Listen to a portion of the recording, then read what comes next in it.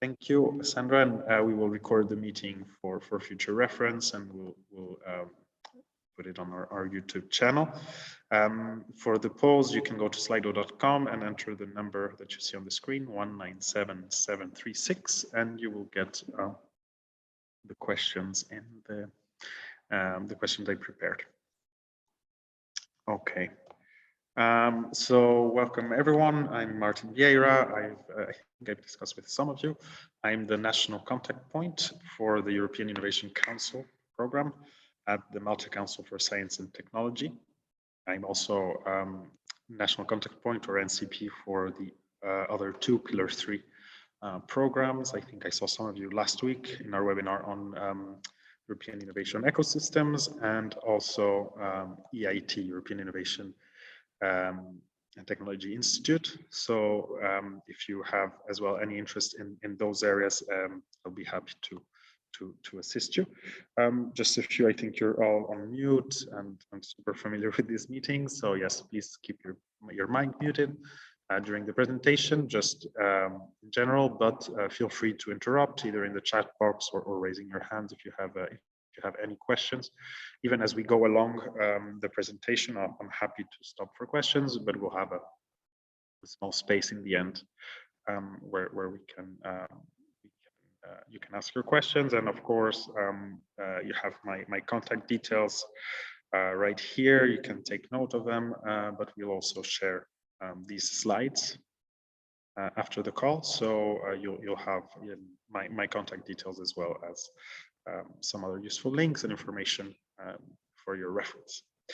Okay, so this is going to be probably for some of you, you'll be somewhat familiar with the EIC, some of you will be less familiar. I will still do a general EIC introduction.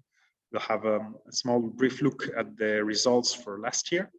And then we'll go into a bit more detail about the different programs the EIC manages, and what the work program what the work program says we're going to do in 2022 with EIC, and then finally we'll do some small questions. So if you can now just this is for my information a bit, just to know, answer these questions on Slido. Again, the code is here, and the idea is to see just how familiar you are with EIC and if you've applied to EIC funding scheme before. So I'm going to go here and see show the results.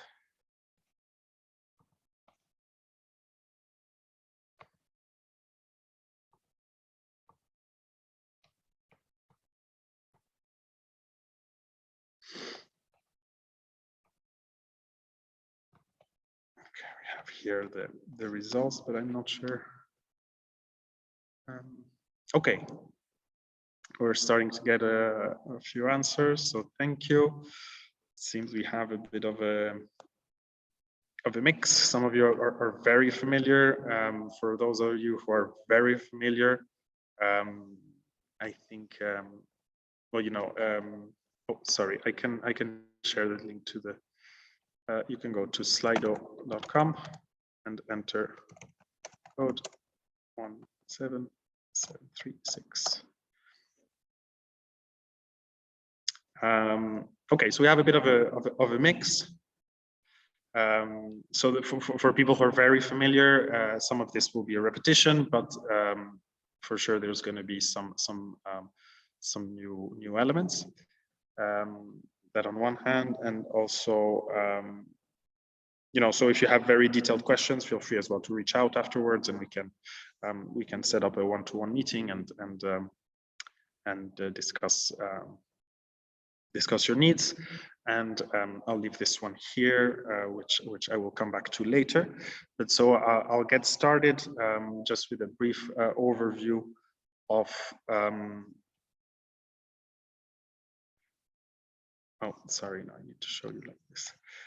Brief overview of the EIC, how does it fit? It fits under Pillar 3 of the Horizon Europe program. That means it's under, say, Innovative Europe, and here the focus is really on companies on making technological development and innovation reach, an application, a market application really, and how the innovation ecosystem stakeholders connect to each other. And the EIC is the biggest share of the budget under Pillar 3 and is linked very explicitly to companies. So we have three basic instruments. This one is simpler. We'll go into more details. Basically, what the EIC offers is all along development of a technology, support to at first, let's say, develop the proof of concept. So that's the Pathfinder program, and the idea is that you prove that the technology that you want to develop is viable. So it's more like a basic research idea. Then we have the transition scheme. The transition scheme is more about having a technological concept proven and developing it to at least a prototype level. And then the accelerator, which is more about commercialization and scale up. And so this program was developed because in Europe there is a very big gap in financing for innovation, especially when we come to from a working prototype to scale up or commercialization. There's little willingness of the private sector or limited appetite to invest. And so I'm not sure if you're familiar with terms technology readiness levels. It's something that's used quite commonly in the EU Horizon Europe program and in the scientific world in general. So the idea that they go from 1 to 9. 1 is the most basic research, whereas 9 will be having a working product in a real environment. And so, as you saw in the previous slide, this one, each EIC program has a specific TRL level that they address. There could be, some little adjustments, but overall, this is the scheme. So, from Pathfinder is from technology readiness level 1 to 3, so up to proof of concept. Transition from 3 to 6, so a working prototype, and accelerator is from a working prototype up to commercialization in the real world environment. And so as you see, there's different actors that intervene at different levels, and it can be quite difficult to get funding between TRLs, let's say 5 and 8. This is kind of one of the objectives of the fund, is to step in and provide this funding. So you see here as well, in the early days, there's more actors that are involved. You have academia, government labs, small businesses, government. And so here, this will be also reflected in the calls. So I will develop a bit more about this.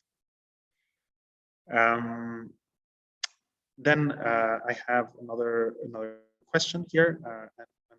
So based on your interest or your client's interests, what would be, if you know, of course, the most relevant program for you under EIC?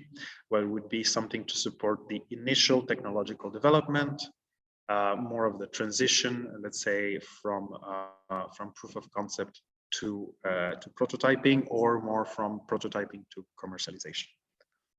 So if you don't know, I think as well I've included an option. So I'm going to try to see. Okay, so we see here that apparently no one has applied to an EIC funding scheme before.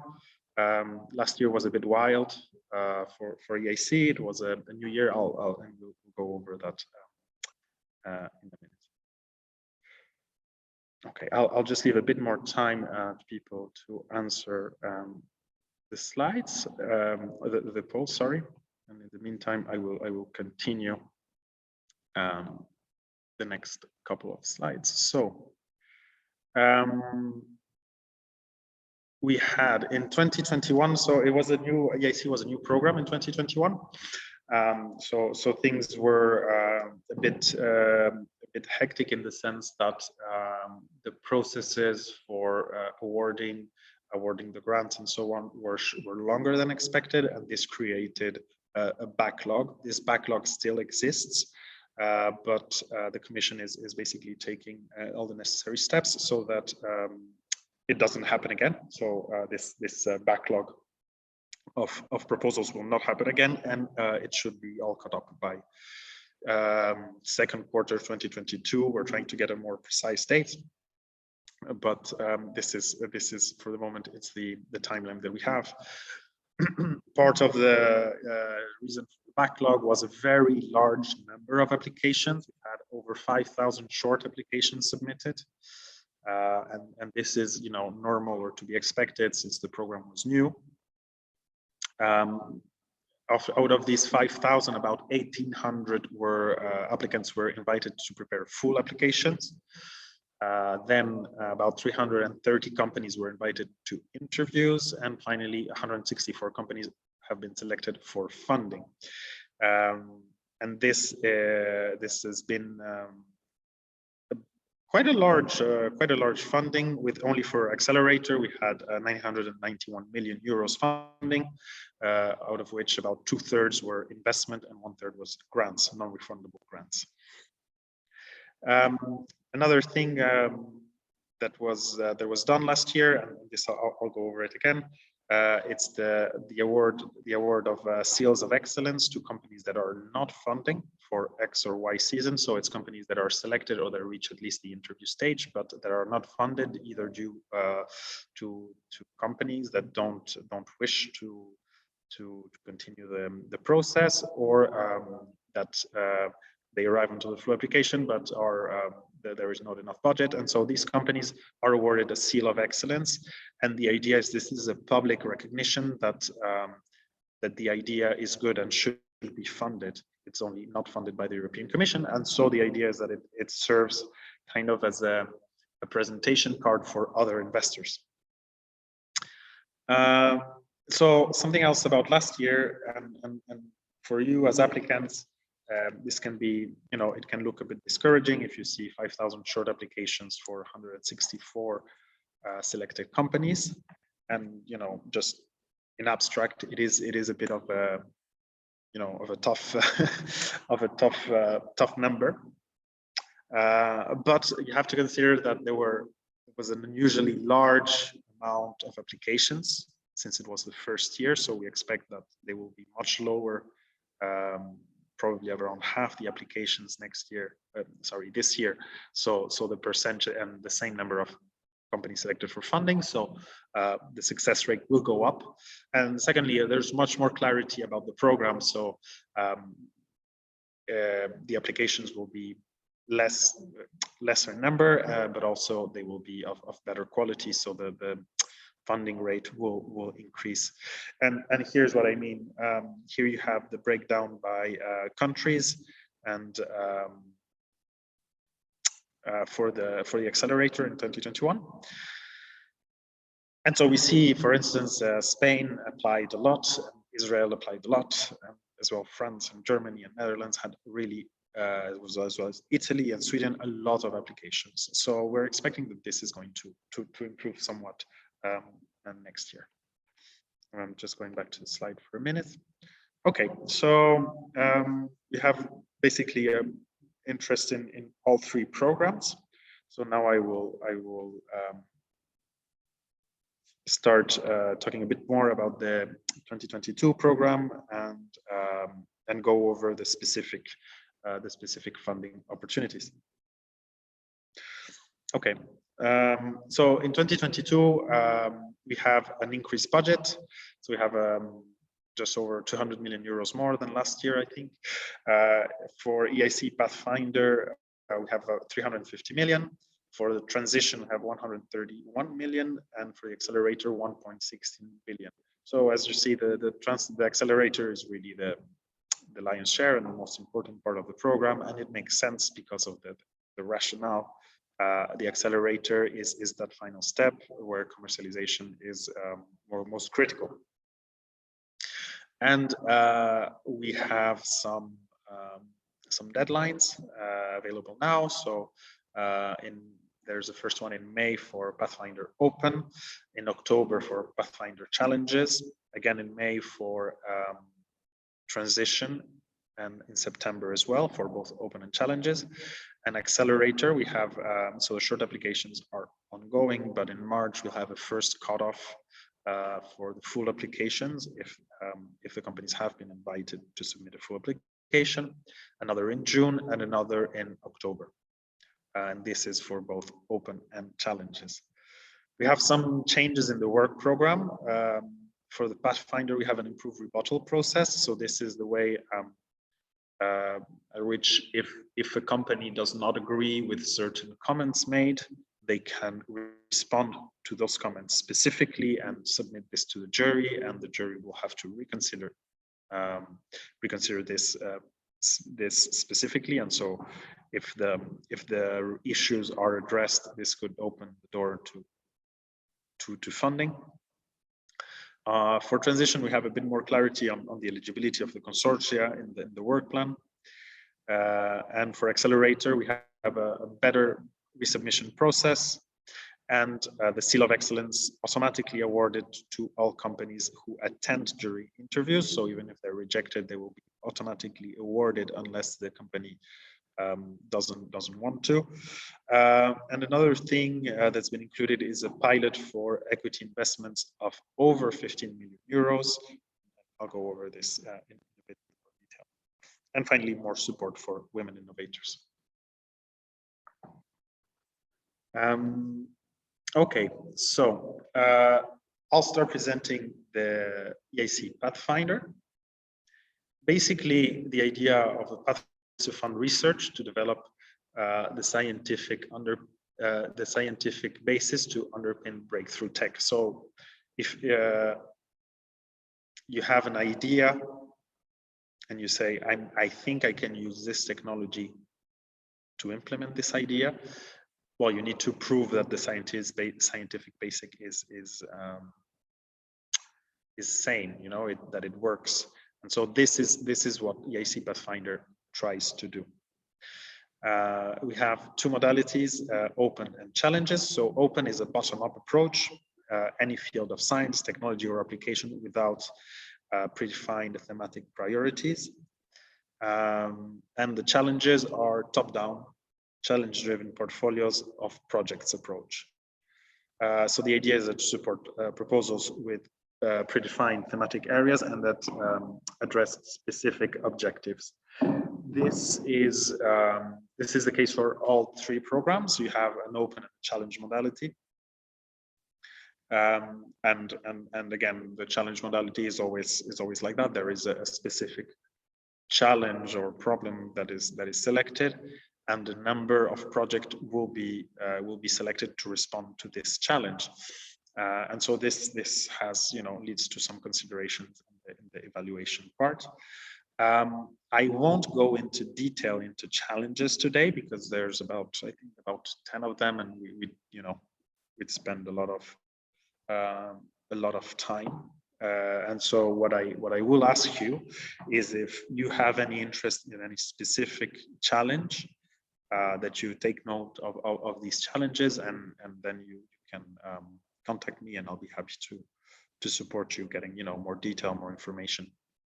So for each challenge, there will be guidelines that will help you understand exactly what EIC is looking for. The Pathfinder is so it's the earliest technological development level. So as such, the rationale wants that there is a 100% funding rate. There's no viable commercialization strategy yet. So the idea is that the activities are risky. So the idea is that's high risk, high return research, that it's interdisciplinary, and that it's that the proposal is developed by a consortium.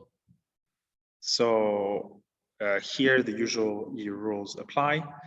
We need at least one of the legal entities to be based in an EU country. And the consortium must be formed by at least 2 entities for challenges or 3 entities for the open process, let's say the open calls. And why is this important? Because, well, of course, the idea is that this scientific basis to a breakthrough technology is going to require, in any case, different stakeholders with different expertises working on a specific theme. So here they're always looking for a consortium to carry forward the project. And of course, the idea, as I showed you before, in kind of this slide, there is a continuum between the programs. So the idea is that you know, if you have a fantastic idea that you start researching, and you can apply for a Pathfinder program. Once that project is finished, if it's finished, you know, satisfactorily and successfully, you can apply for a transition grant. And again, once the transition grant ends, and if you know you have a viable product to scale up and commercialize, you can also apply to the accelerator. And in between each of the programs, there's also some additional services. So first of all, you have access to business services all along these schemes, but also there are some kind of transitionary grants. So between Pathfinder and Transition, you can request for an extra, I think it's 50,000 euros. You can request it up to 3 times, I think, just to, you know, to bridge the gap between the two programs.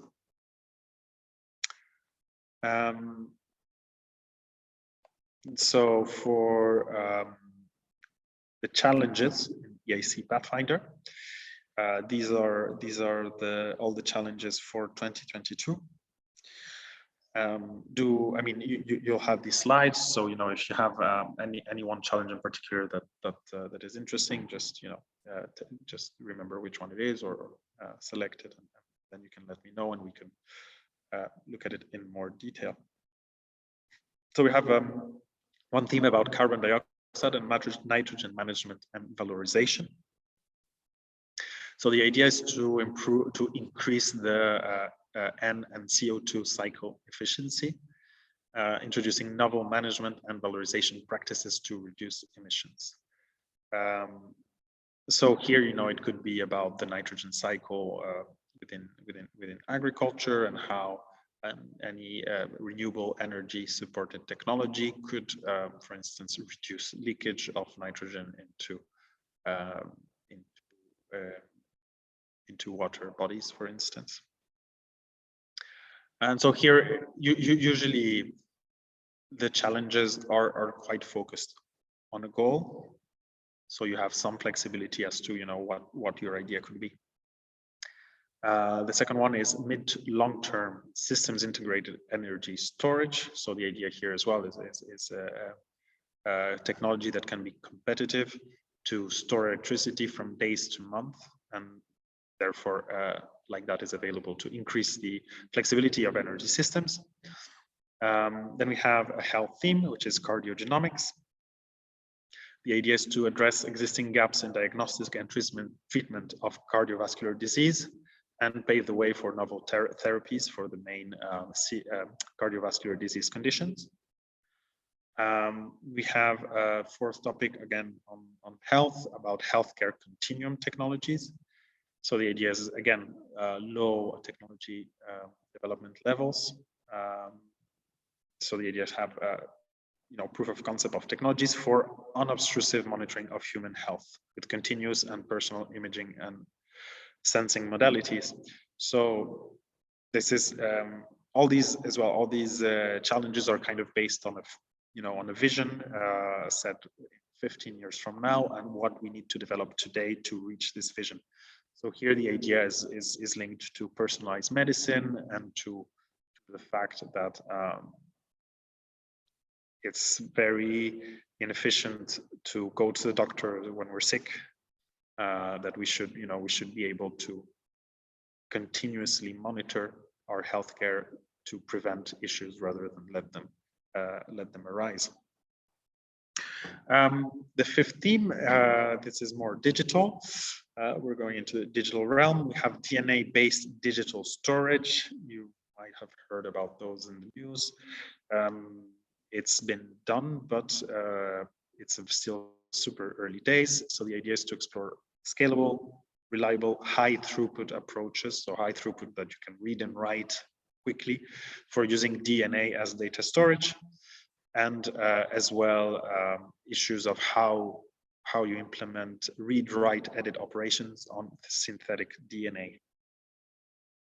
Finally, the last theme under EIC Pathfinder is the alternative quantum information processing, communication, and sensing. Here, we're looking for innovative approaches to encoding, manipulating, or storing information from quantum objects. So quite big gaps and all of quite big challenges, and these all require, as I mentioned, a partner to be able to apply. So if you have any interest in one of these themes as well, we can also support you with the partner search, though hopefully you already have some identified potential partners. In Pathfinder, we have what they call gatekeepers. So the idea is that you need to respect these conditions to be able to be eligible. So the research has to be collaborative and interdisciplinary. So that's the sine qua non condition. It needs to also meet the following criteria or gatekeepers. The vision, there has to be a long-term vision of a radically new technology. It has to be convincing. And the idea is that it has the potential to have a transformative, positive impact to our society and economy. So here, of course, for challenges, this long-term vision is teased out already, but as well you have to justify how your technology could solve or help solve that problem in a specific way. And for the open, of course, it's much more up to you, because the commission hasn't done the analysis for you, so you need to convince the jury that the technology is radically new in a way, it's very innovative, and that it has a big potential to fundamentally change positively, of course, the society and the economy and the environment. So it needs to be a concrete, novel, and ambitious. And here I put the accent on the word ambitious. Science towards technology breakthrough, providing advancement towards envisioned technology. So you have a proof of concept and you say, this is how this should work. Okay, your project needs to demonstrate how we reach this technology and that it's viable. And here when I said, I insist on the word ambitious is because of the next gatekeeper. It's the idea is to select projects that are high risk, high gain research, that do high risk and high gain research approach and methodology with concrete and plausible objectives. So the idea here is that they need to fund things that would not normally be funded by the market. And here is the high risk and high gain. So if your idea for a technology is something that will implement, gradually improve an existing technology, then the most likely is that EIC Pathfinder is not the right program, because you're going to do incremental changes in an existing technology. The idea is that this is something completely new, or radically different from what is existing, and that it may very well fail, but that if it works, there is a high potential of gain. And of course, the EIC expects that not all the technological processes that are started are going to conclude successfully, but the idea is that there is a possibility of a high gain if the technological and scientific bases are viable. what should you have by the end of a Pathfinder project? You should have a proof of principle that the ideas of this technology are feasible. You need to take the necessary measures to allow future uptake. So for instance, through protection of IP. So that means that, okay, I have my proof of principle and this is how my technology is going to work, but it's not very useful unless it's protected. So unless you have a, if someone else can use it or copy it easily, then it won't have the necessary, it won't meet this outcome requirement, which is that in the future this technology can be commercialized. The idea as well is to involve and empower key actors within the team that have the potential to become future leaders. And again, here I refer to one of the first slides that showed, the Pathfinder, Transition, and Accelerator. The idea is that successful companies will, if they start with Pathfinder, they will end with Accelerator, or maybe not even. They might get private funding if the idea has lower levels of risk, but they need to, from the beginning, involve key members of the team that have the potential to lead the company / the idea in the future. And of course, there's a strong gender consideration across the whole program. So the idea is that, measures are taken to empower female researchers and as much as possible to achieve gender balance among the work package leaders. Okay, so how will you be evaluated? These criteria are common to a couple of the programs, vary quite slightly. Basically, they are excellence, impact, and quality and efficiency. Excellence refers to, and here, of course, there's a lot more detail. So, I can happily, I'll share the relevant links where you can find detailed information about this, and we can discuss as well more at length.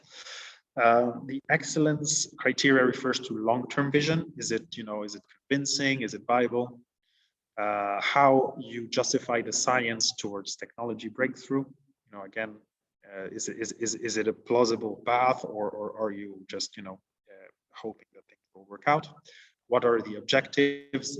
How are they realistic, achievable, and to what extent the proposal has an interdisciplinary component.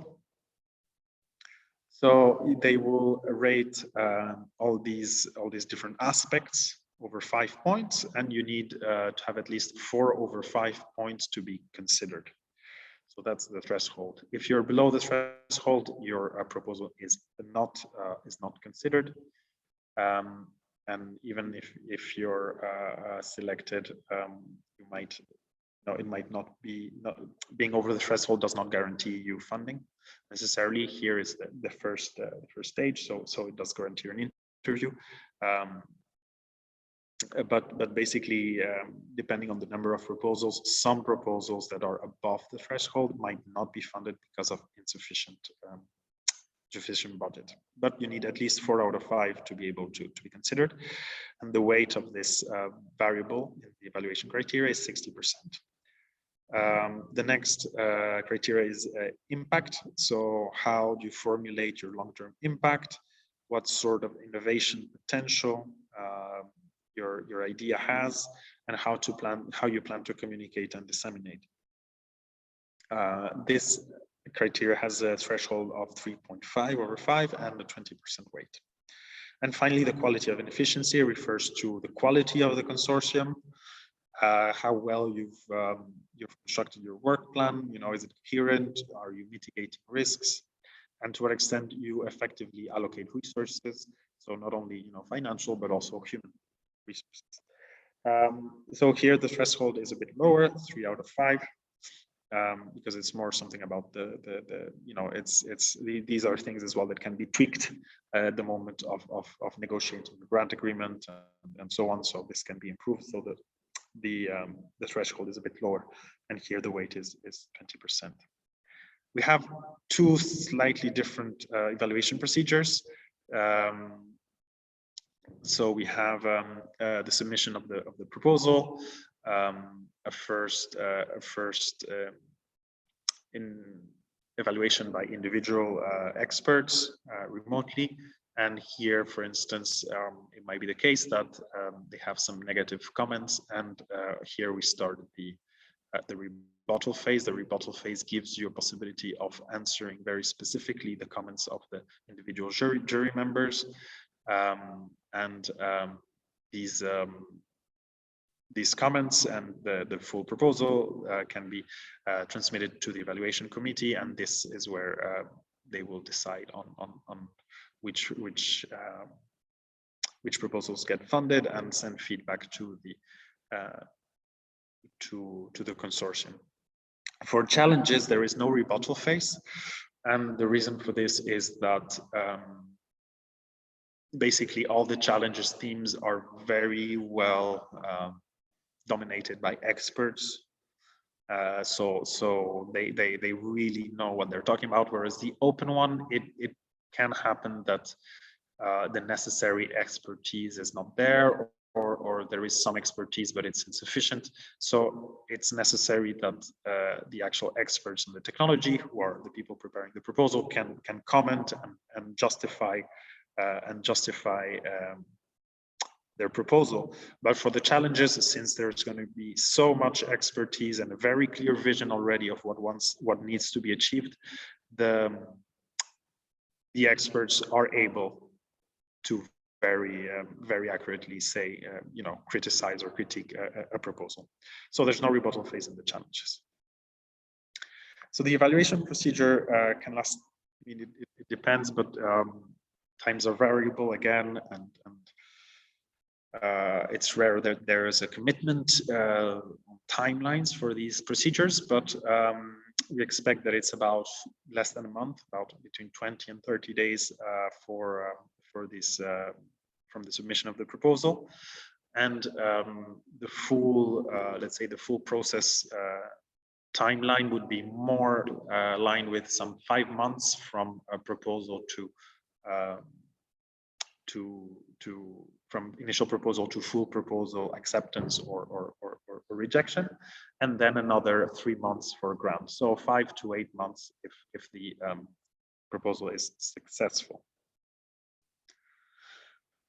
So this is it for transition. I don't know if anyone has any questions so far. If you do, feel free to pop them in the chat, or to raise your hand and I can give you the floor. Sorry.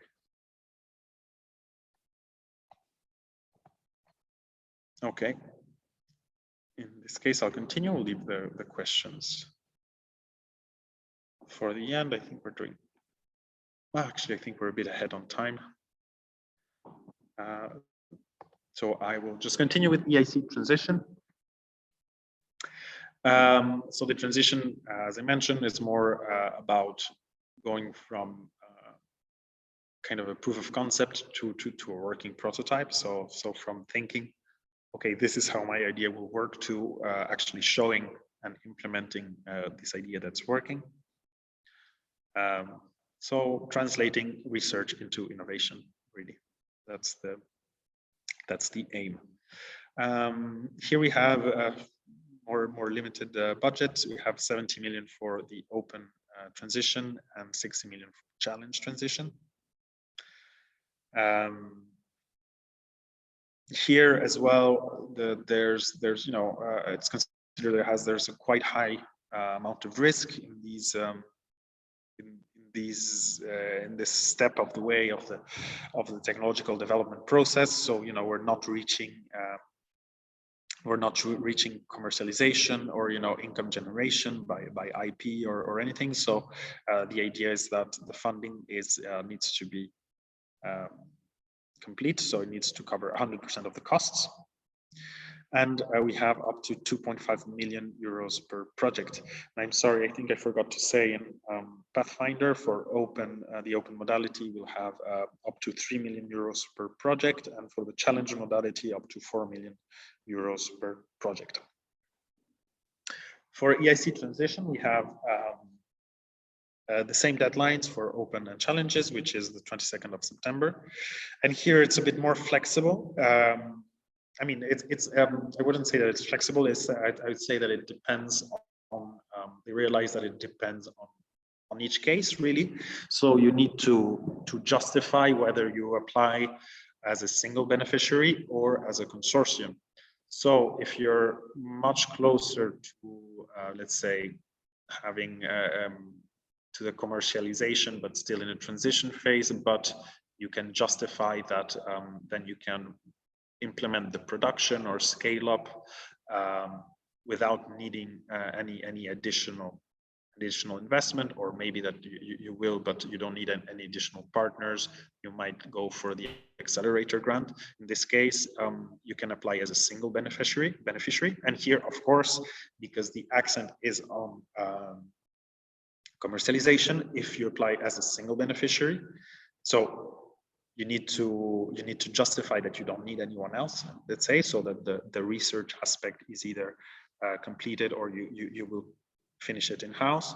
And of course, you have to be a private entity, so an entrepreneur, a venture builder, SMEs, or any other kind of corporate.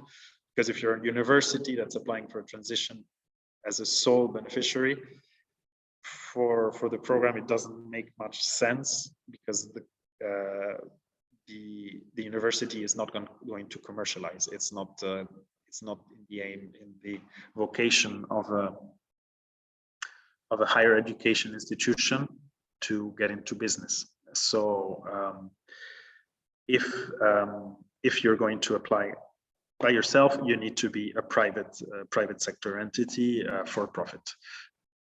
But if you can justify that actually the technology development is ongoing and still needs the collaboration between different partners, then in that case you can apply as a small consortium, and this consortium may include research lab, universities, or even end users as well.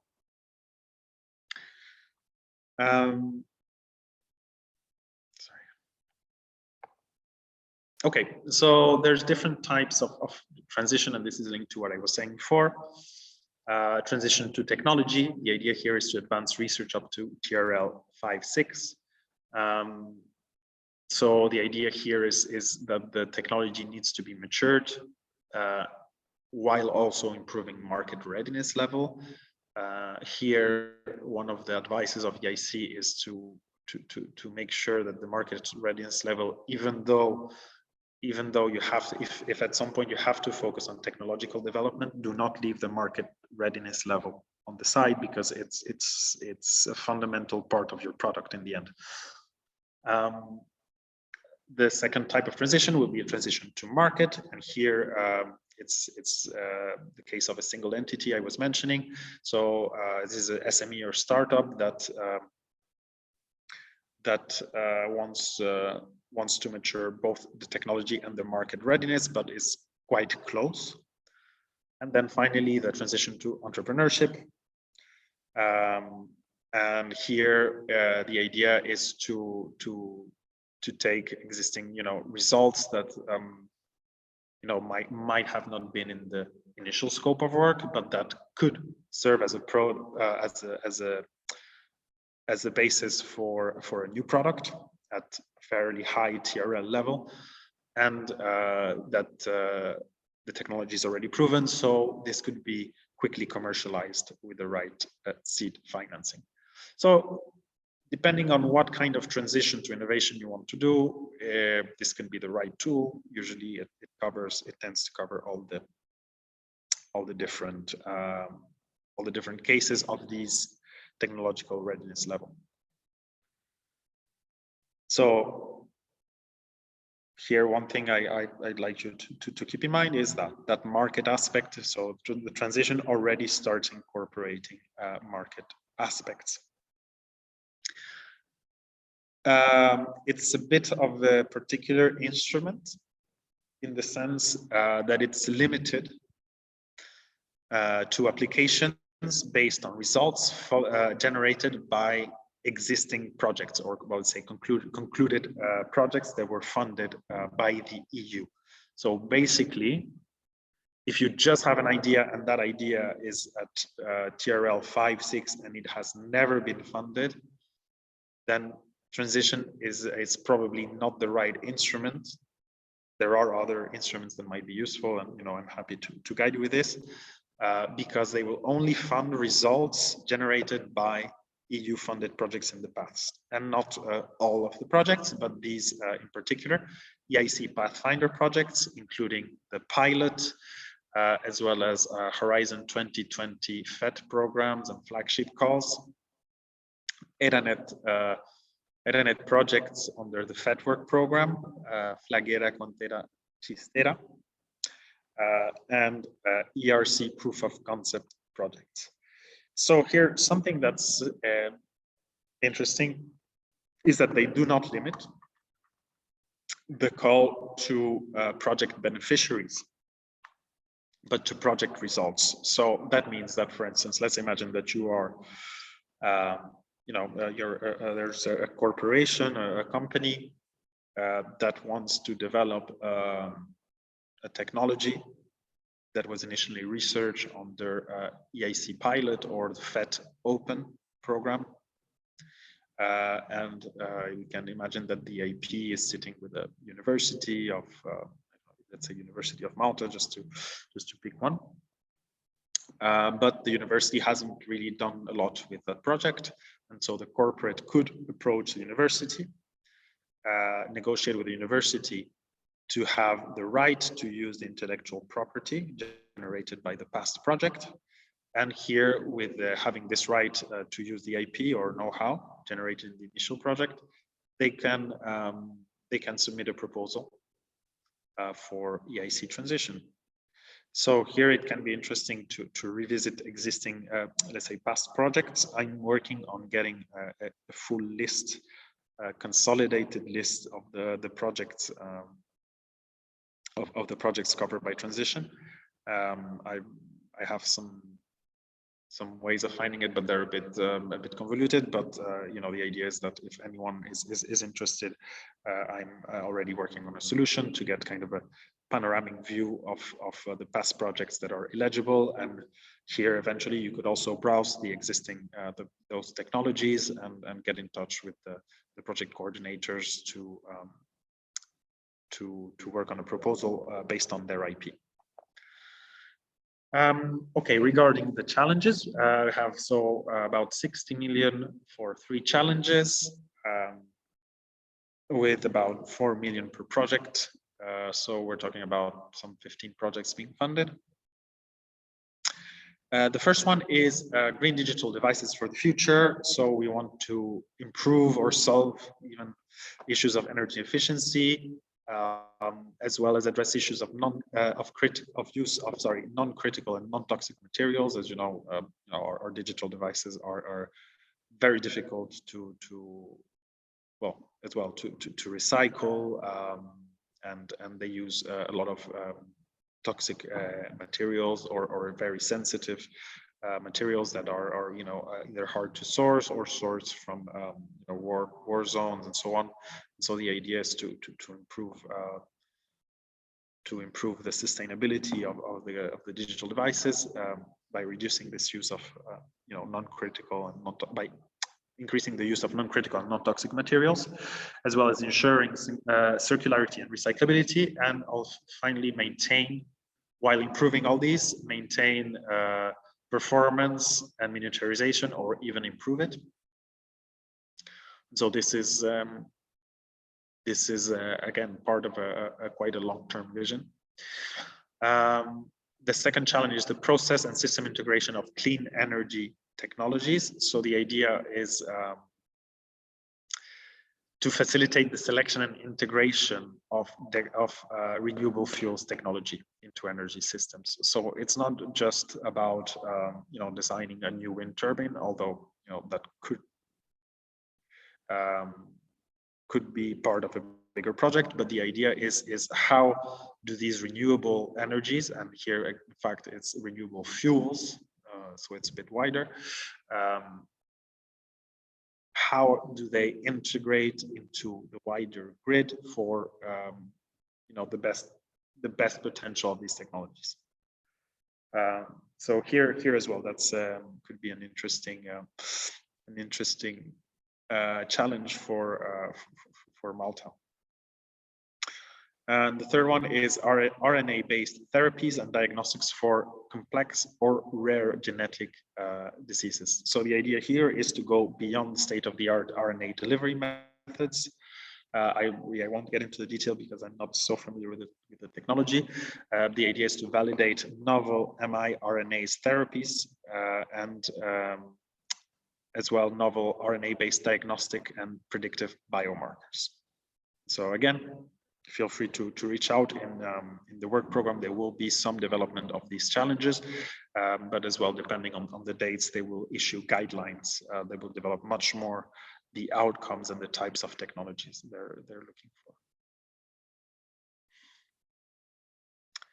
Okay, here, so the evaluation criteria is similar to Pathfinder, although it's slightly different. Of course, let's say the composition of the criteria differs a bit because it's a different level of technology that's presented, so it requires specific themes to be looked at. And here under excellence, we have to what extent is this a technological breakthrough? To what degree is it novel? What actual potential are there for new applications? How feasible it is, and as well as the robustness of the methodology. We have a 4 out of 5 threshold. Under impact, we have the credibility of the impact, the economic and social benefits, and finally, investment readiness. And here, again, we have a high threshold of 4 out of 5. And then in quality and efficiency, we're going to look at the team, once again, the quality and also the motivation. Also, we're going to look at the work plan and how efficiently resources are allocated. And here the threshold, as I mentioned before, is a bit lower due to the fact that these issues can usually be tweaked a bit and should not determine, a no-go. Okay, so here the proposal evaluation process is a bit different than for the Pathfinder. We have a first remote evaluation phase by experts. They will give back feedback 9 weeks after the call deadline, and they will either give a go or a no-go. So it's quite for each of the criteria that I mentioned before. So if you have a go on each criteria, you will be invited to face-to-face interview. I believe most interviews have been done online, but hopefully this will change later in the year. And for this face-to-face interview, you can bring up to 5 people, as long as they were mentioned in the proposal or work plan. The jury will be composed of maximum 6 members, which may include 1 program manager. This is particularly important, maybe for the challenges, which each challenge has a specific program manager, and they are quite knowledgeable on the theme. So it's important that they attend. And then finally, each jury member will give a go or a no-go. And the go means that the proposal can be funded. And so we're planning, the EIC is planning first cutoff date on the 4th of May. And so the interviews would be planned for the 2nd week of July. This is not set in stone. And the results for the end of July. And the second cutoff will be at the end of September, with interviews planned for the 1st week of December and the results by the end of the year. So here it's plenty of time. You have plenty of time to prepare for this, and also the challenges.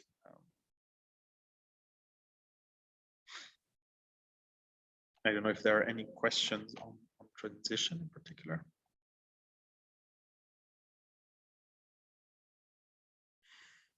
Okay, I'll continue. Then finally, sorry, my stuck. Okay. Finally, we're going to talk about the EIC Accelerator, which, as its name indicates, aims to scale up high impact innovation. So even all along the three programs of EIC, there is a strong accent put on the high impact of breakthrough technologies.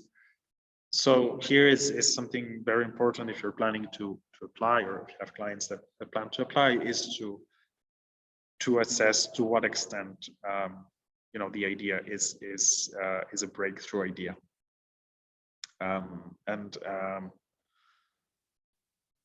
Kind of this initial analysis is very important, not to you know, lose time applying for a project that is not suitable to your idea, because there's, you know, a number of other initiatives that can provide funds for SME innovation, and that are perhaps less stringent on the innovation side. The EIC is really quite demanding, in the sense that it, you know, it basically is looking to fund ideas that will change the world, pretty much. So it's a very interesting approach, but you know, if you think, oh, actually my idea is not going to change the world, but I think it's an innovative idea, there might be other right funding venues, or you know, after a discussion with myself or you know, with other experts, you might think, no, actually it is there is a groundbreaking potential. So you know, just have a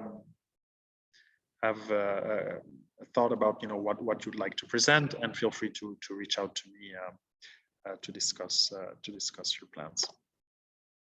Okay, so as we saw here, it's the lion's share of the funding is here, over 2/3. So we have about 630 million for open Accelerator Open, and 636 million for Accelerator Challenges.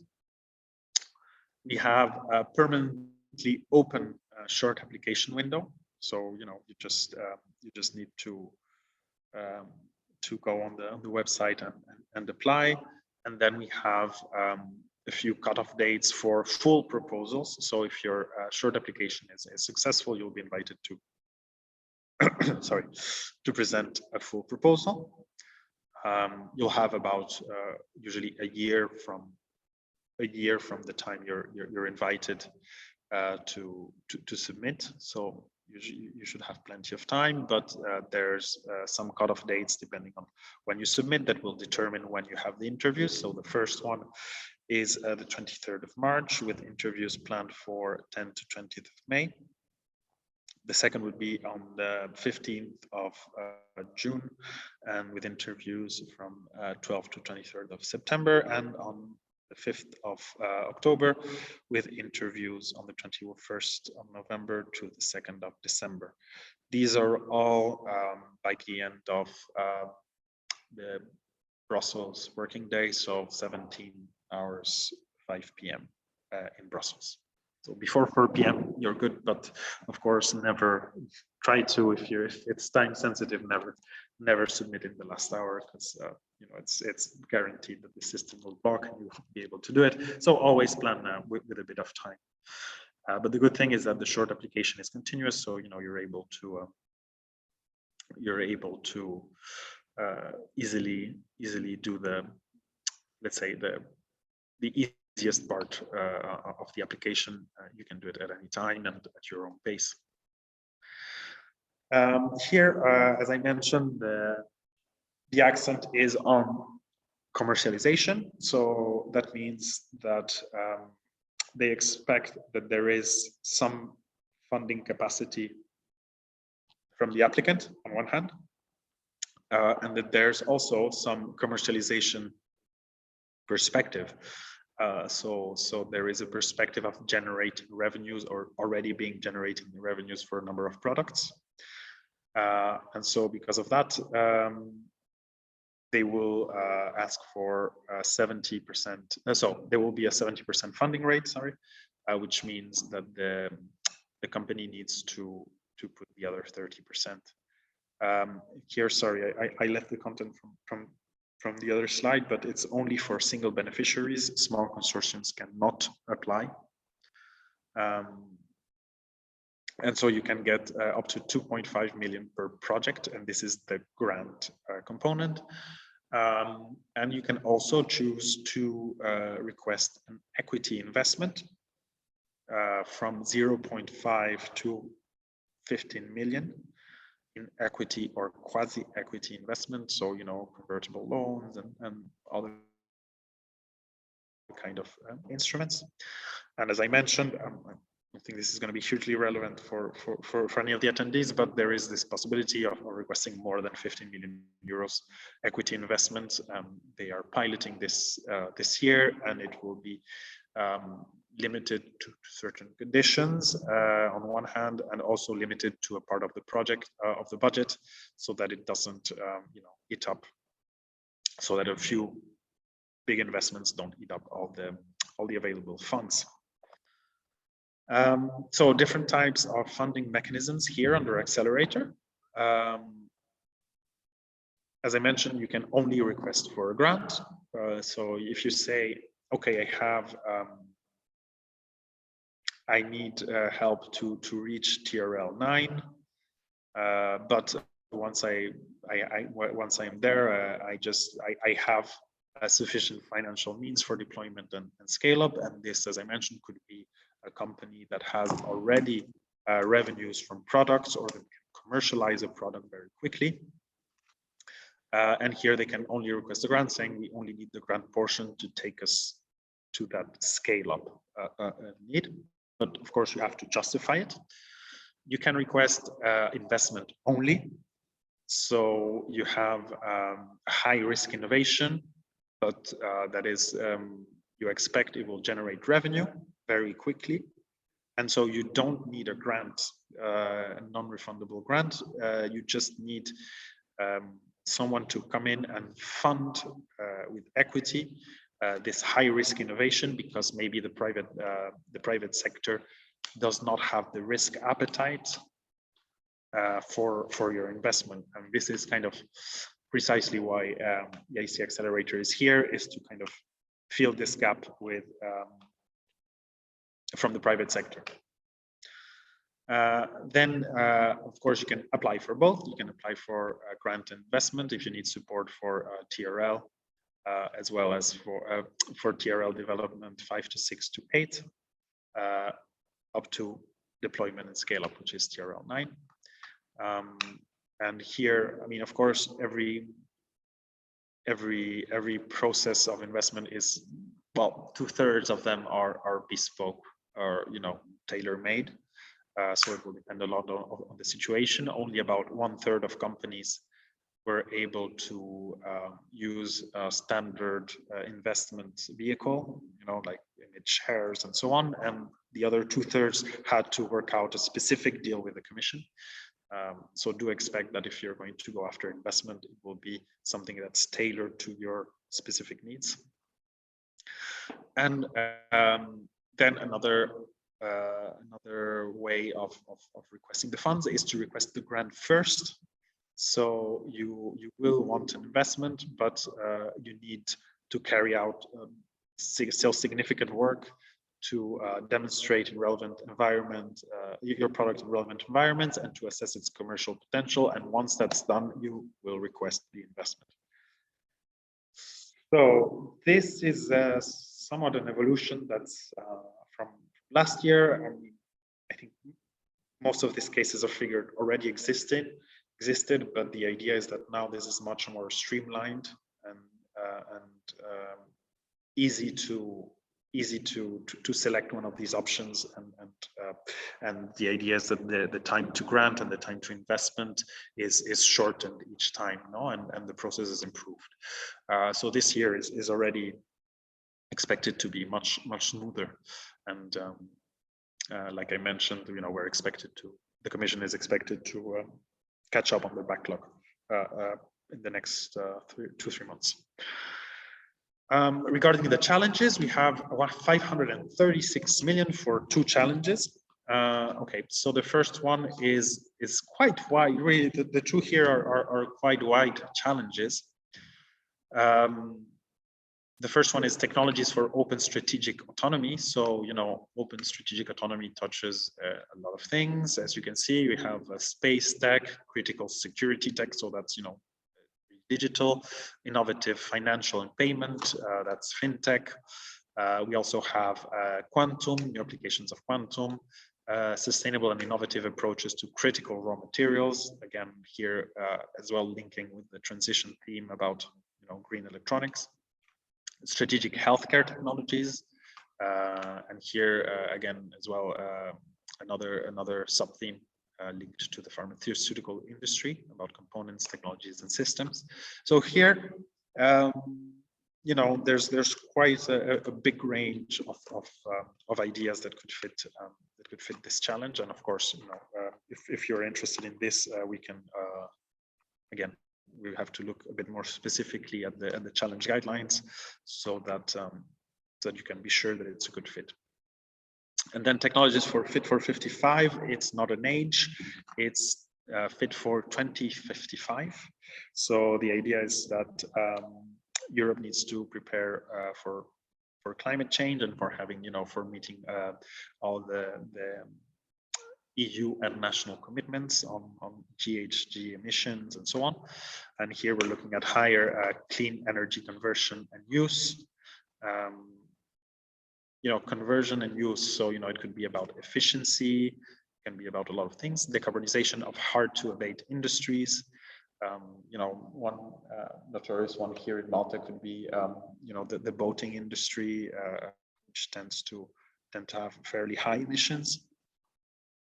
Energy efficiency and safety in the built environment. Again, this is a big theme in Europe in general.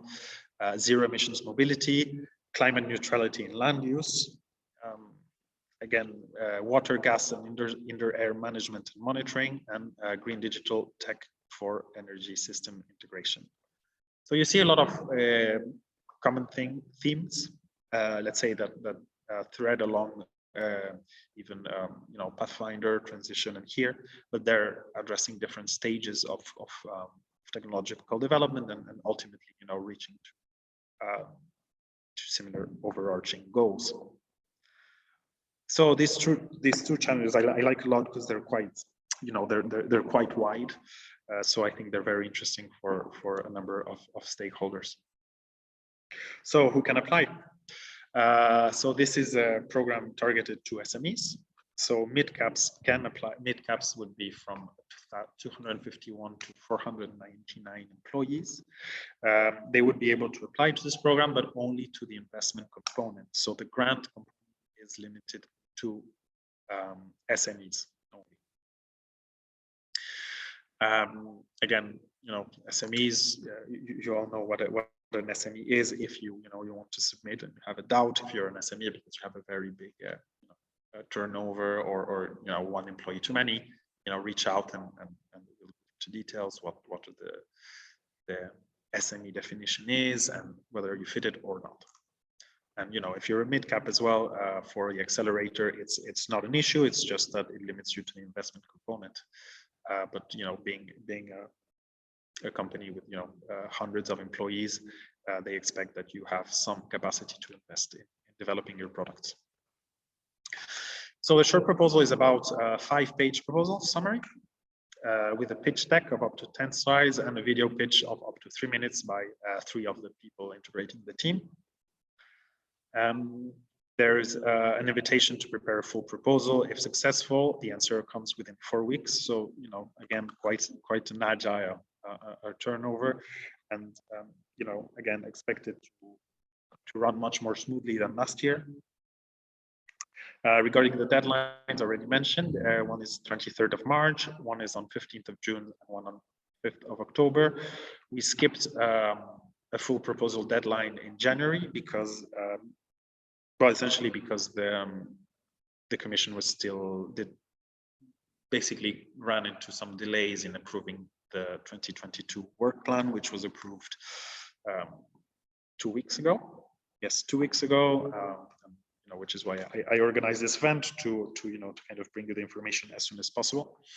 But that meant that this delay meant that there was no deadline in January. 2022, but we expect that there will be one in January 2023. And in any case, we'll do our best to communicate this before or by the October deadline. The full proposal is assessed remotely by experts, and if successful, you're invited to face-to-face interview, where again the answer is a go or no go. And if go, you go on to the contract negotiations. Just a bit more about the equity funding. So the idea is to invest at an early stage and the seed, startup, or scale-up stage of companies from 0.5 to 15 million euros in the form of equity or quasi-equity. So really, the equity is intended for market deployment and scale-up. You will not be able to finance research and development operations with the equity funding. So all your development needs need to be covered by the grant or your own resource or your own resources. The idea is to crowd in co-investments and follow-up investments. So here, the EIC does not want to be the sole investor in the company. They want to kind of generate a multiplier effect. And here, in this sense, EIC has links with venture capitalists and different investors, and will encourage as well the selected companies to reach out to investors, so that several actors will co-invest at the same time. And also the EIC will be able to propose some follow-up investments. So saying, okay, we'll invest 5 million now, and in 3 years we will revisit and see if you need another investment round, and here they can invest again. Of course, this is dependent on the company and what they want to do and so on. The idea is that it's a patient capital, so we're not looking at getting the taxpayers' money back in 5 years. No, we're looking at getting investments, let's say, back between 7 and 15 years. So the idea is that some of these technologies are quite far in the future, and so we really need to take the long-term vision. So this is something that's I think very interesting for companies. This idea that it's not just a profit-seeking capital, but it's a capital that looks to develop your unique product in a sustainable way. Okay.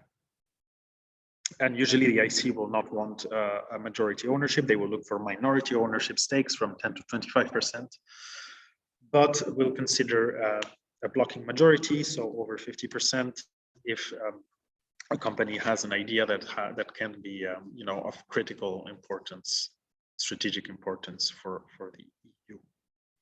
And here we can, in the context of what's happening nowadays with Ukraine and Eastern Europe, we can think of a few industries or ideas that the EU would say, actually, we want to retain decision-making power over this investment, over this company that provides, for instance, end-to-end encrypted messages.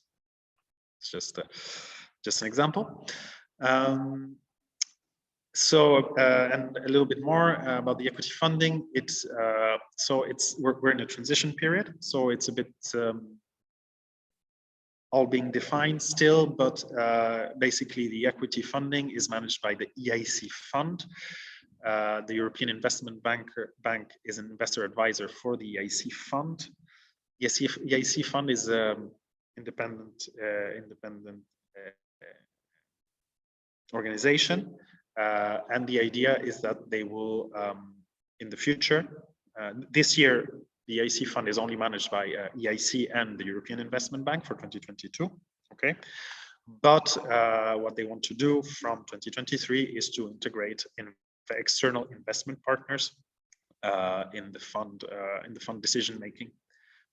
So 2022, we expect that negotiations are made as to how these new actors will be integrated. And so from next year, the idea is that there will be some private sector as well, participation in the decision making, as well as with the European Investment Bank, the EIC itself, and also could be other national development banks, for instance. Here we have about 171 deals that have been approved, of which more than half, so 75, have been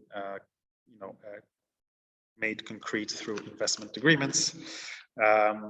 So again, it hasn't been the swiftest process due to a number of legal issues about how the EU can invest in companies, but most of these have been resolved. So we're expecting that this backlog is caught up in the next 4 months, and that all new deals which will go much more swiftly. Although of course there's a negotiation period with the companies and the EIC fund, which sometimes of course can take a bit more time than expected, but here usually the responsibility is shared. They need to do, for instance, KYC and know your customer at the moment of investing, and sometimes it can take a bit more. And as I mentioned, something again very positive is that most of the investment deals are bespoke. So that means that the EIC is really hitting the mark. So it's getting to companies that are not ready for market investment. They need a custom-made, a tailored investment for their needs, so that they can develop their product and market their product successfully. Regarding the range of investment, it's really all across the board. We have 3 to 4 million euros is the most common one, followed by basically from 1 to 5 million euros is the bulk of the investment requested. We have some small investment request for less than €1 million, and again some other small, bigger ones, but less number for over 5 million euros. But just to say, all the amounts up to 15 millions and even more will be considered. Again, the evaluation criteria are similar, although we have excellence, impact, and instead of quality and efficiency, we have level of risk, implementation, and need for EU support. And here, to a large extent, they will look at what the composition of the team and to what extent this addresses risk levels, implementation issues, and need for EU support. In terms of impact, we're going to look at the scale-up potential and the broader impact in terms of society and economy. And under excellence, to what extent the idea is a breakthrough idea, and to what extent it creates a market. So this is basically the ideal situation is that you can create a new market and grow it, and so if you can justify that, it's very good.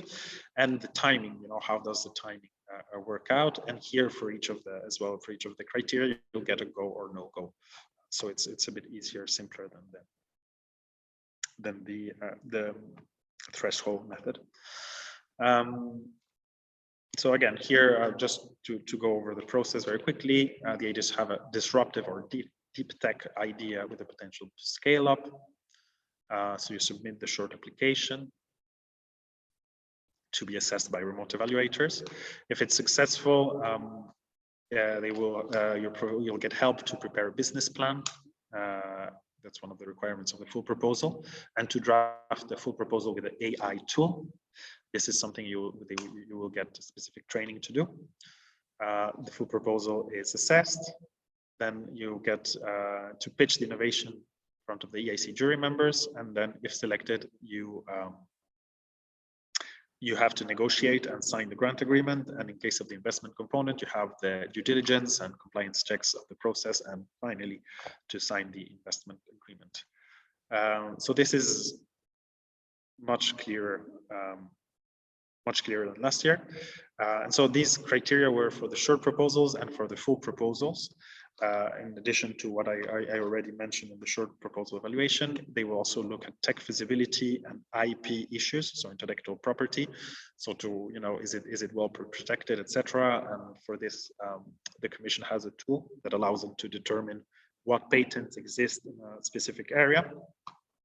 In terms of impact, they will look at the scale-up potential, market fit and competitor analysis, your commercialization strategy, and finally, the key partners. So, do you have the partners to achieve the impact that you want?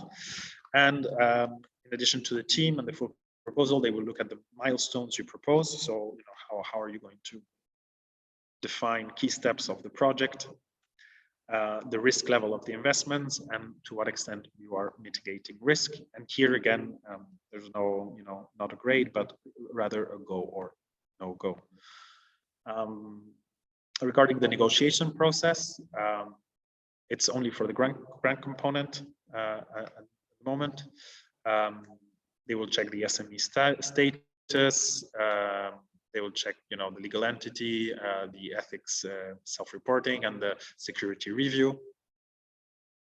And then they will focus more on the actual implementation, about the packages, the work packages, the deliverables, milestones, and foreseen costs.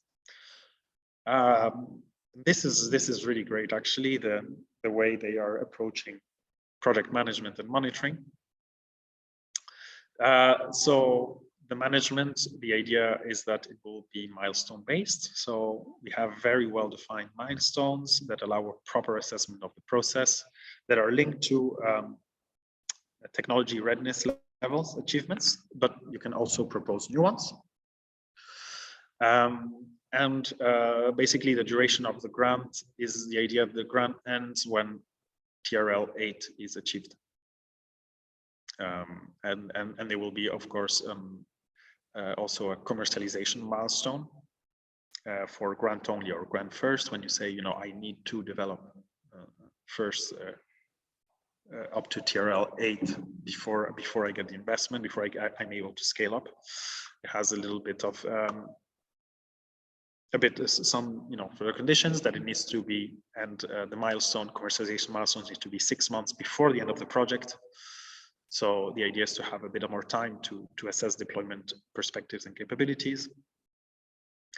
And if you are in a blended finance project, but you change to a grant only project during evaluation, then in that case you need to incorporate a commercialization milestone. So this makes it quite easy to manage the project. And the monitoring as well is really good, because it's much less bureaucratic. The idea is to have progress meetings with EIC, to conduct regularly during the project, at least one at midterm, with at least one at midterm and another 3 months before the project ends. At least we're talking at least once a year, probably a bit more, but it will depend on each situation. And so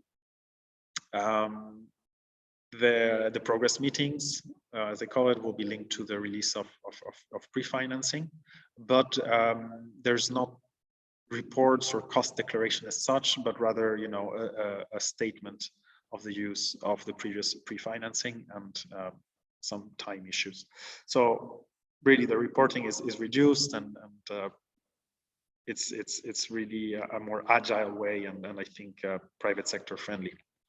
I'm going to go a bit faster because I have only 3 minutes left in my allocated time. So I think I already went through most of this. Just for you to know, if you submitted a proposal before the release of the work plan on 7th or 8th of February, you will still be evaluated with the old evaluation guidelines, whereas if you are submitting after the publication of the 2022 work plan, you will be subject to the latest evaluation guidelines.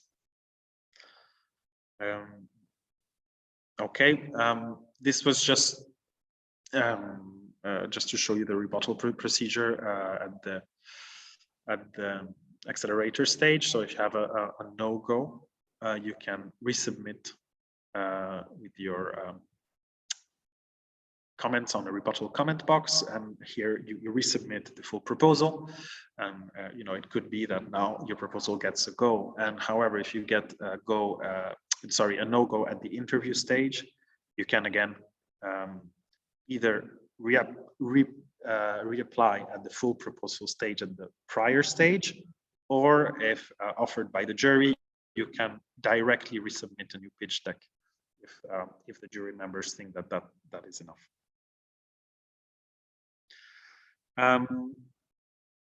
So the proposal evaluation is very similar to the transition. You have some, you know, the remote evaluation, and then the face-to-face interview. The last thing I wanted to talk about, I think is my last slide, in fact, is the EIC support scheme for EIC Accelerator. So the Malta Council for Science and Technology launched this scheme last year, and the idea is to support SMEs into preparing their proposals for EIC Accelerator. We have three options. Applicants can apply to all three. But of course, options A and option B are for the short application stage, and there are small grants of 5,000 and 2,000 euros respectively to hire business coaching and pitch coaching to support the development of the 5-pager short proposal, the pitch deck development, and the video pitch. If your short application gets selected, you can request the option C, even if you've already requested option A and B.